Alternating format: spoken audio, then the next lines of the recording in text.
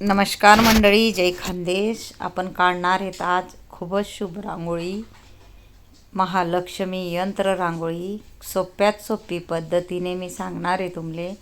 5 ते 1 ठिपका टाकील्या होण्यात आपले. खूपच शुभ रांगोळी आहे.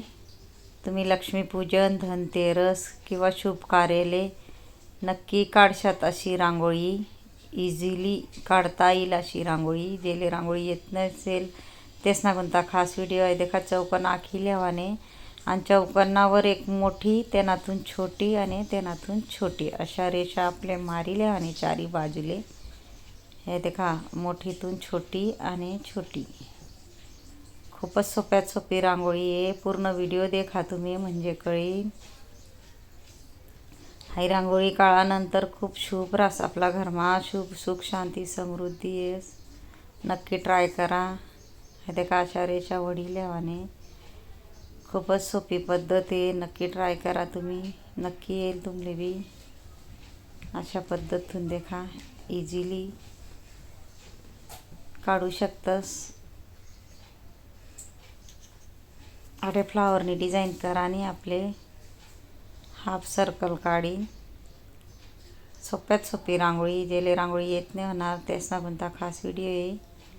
जेल रंगोली म्हणा चॅनल आहे, त्यानावर बी जा. त्यानावर शिकाळाना भरपूर व्हिडिओ आहे. रेषा कशा ओढाण्या, चुटकीने रांगोळी कशी धरानी, डबल रेष रांगोळी, एक बोटने फूल कसं तयार करानं, भरपूर व्हिडिओ आहेत. आणि सबस्क्राईब करून ठेवा म्हणजे नवीन नवीन शिकाळाना भरपूर व्हिडिओ आणणार आहे मी.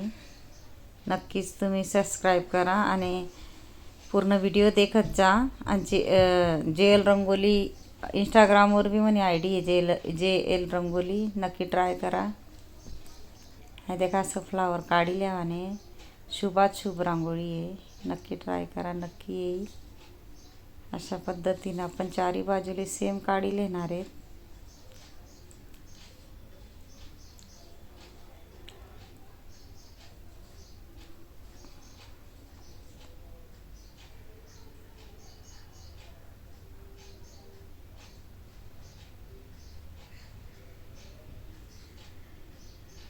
व्हिडिओ पूर्ण देखत जा. यूजफुल व्हिडिओ आहे. खास बेसिक पद्धतून मी शिकाडस.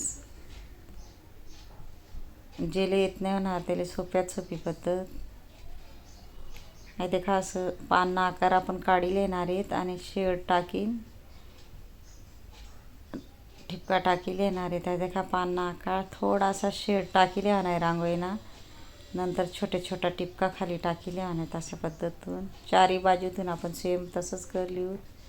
मला जर व्हिडिओ आवडणार आहे तर व्हिडिओला लाईक करा, शेअर करा, चॅनलला सबस्क्राईब करा आणि बेल आयकॉन बटन दाबायला विसरू नका.